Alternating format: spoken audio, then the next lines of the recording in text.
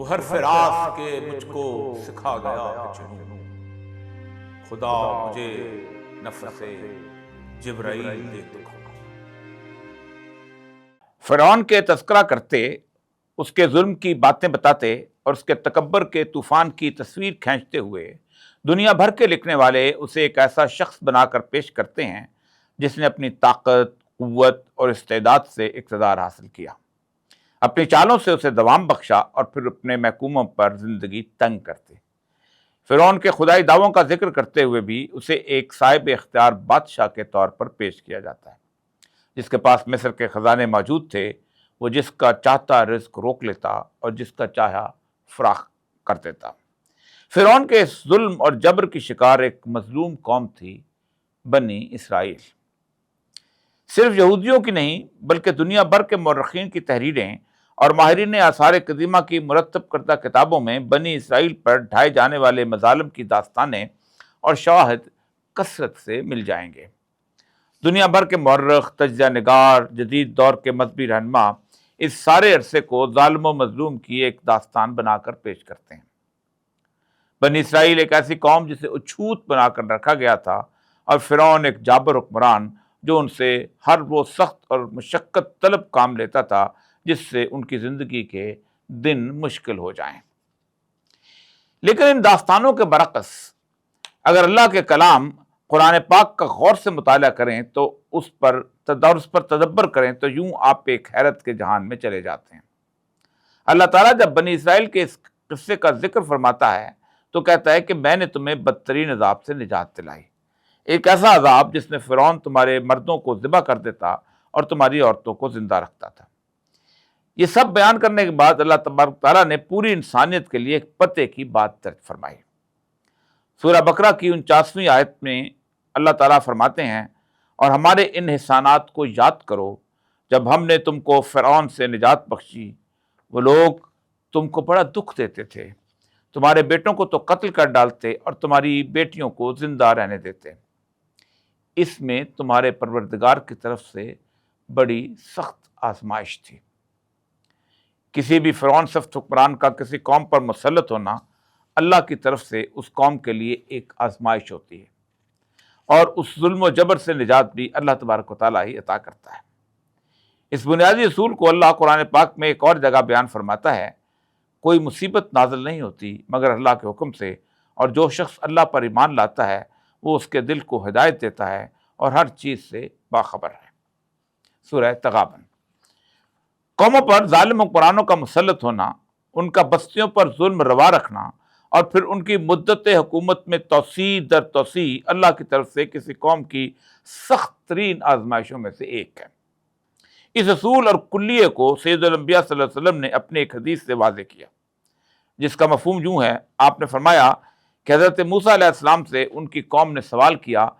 کہ ہمیں کیسے علم ہوگا کہ اللہ ہم سے خوش ہے یا ناراض؟ حضرت موسیٰ نے جواب دیا، جب اللہ تم سے خوش ہوتا ہے تو تم پر بہترین حاکم مسلط کرتا ہے، اور جب وہ ناراض ہوتا ہے تو بدترین حاکم تمہارا جینا دوبر کر دیتے ہیں۔ حاکموں کے مسلط ہونے اور ان کے ظلم روا رکھنے کو میرا اللہ اپنی طرف سے ایک سخت ترین آزمائش کا نام دیتا ہے۔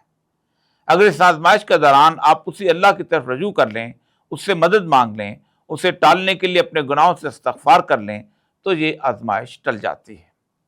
لیکن اگر آپ یہ تصور کر لیں کہ ہم طاقتور ہیں، ہم تبدیل کر لیں گے، عوام کا ٹھاٹھے مارتا ہوا سمندر ہمارے ساتھ ہے،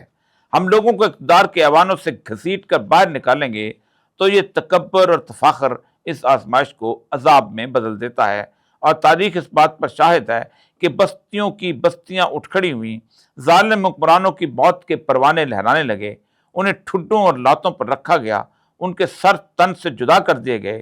دنوں تک ان کی لاشیں سولیوں پر لٹکی رہیں، لیکن انقلاب لانے والے اس جم خریفیر نے مڑ کر دیکھا تو ان پر ایک اور ظالم، ایک اور جابر، ایک اور بدترین حاکم مسلط ہو گیا۔ انقلاب فرانس کی کوکھ سے ایک اور آمر نپولین نے جنم لیا۔ روس کے زار سے جب لوگوں نے نجات حاصل کر لی تو ان پر کمیونسٹ دور کی بدترین آمریت مسلط ہو گئی، جس نے اسٹالن جیسے ظالم درندے کو جنم دیا، اور سربیا کا برف پوش میدان انسانوں کا قبرستان بنا دیا گیا۔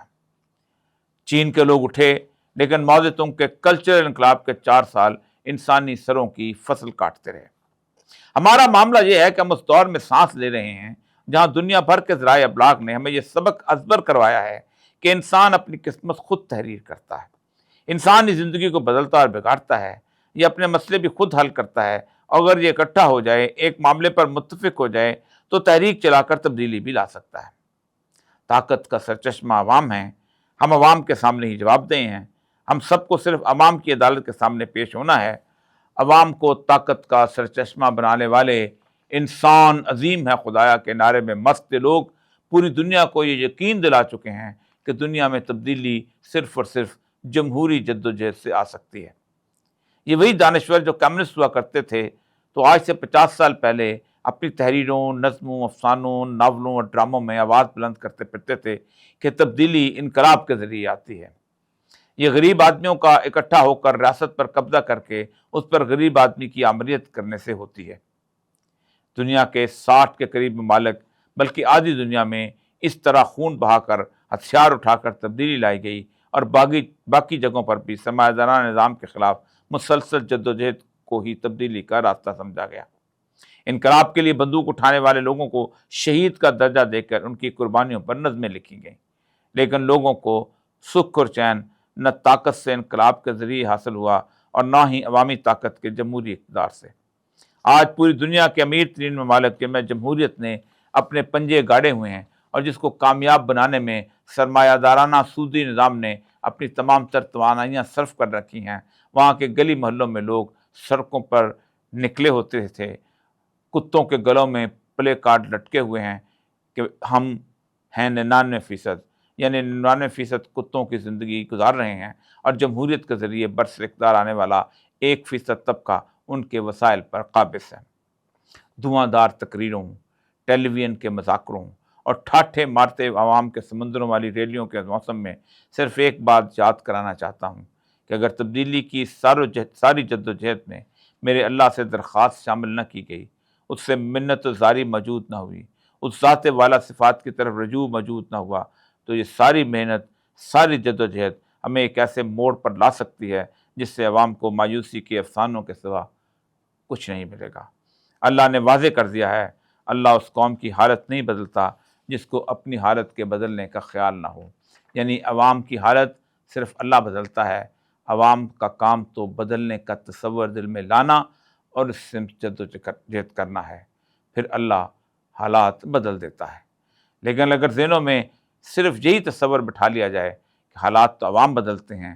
عدالت تو بس عوام کی ہے، اور طاقت کا چشمہ بھی وہی عوام ہے، تو پھر مایوسی کے اندھیروں کے سوا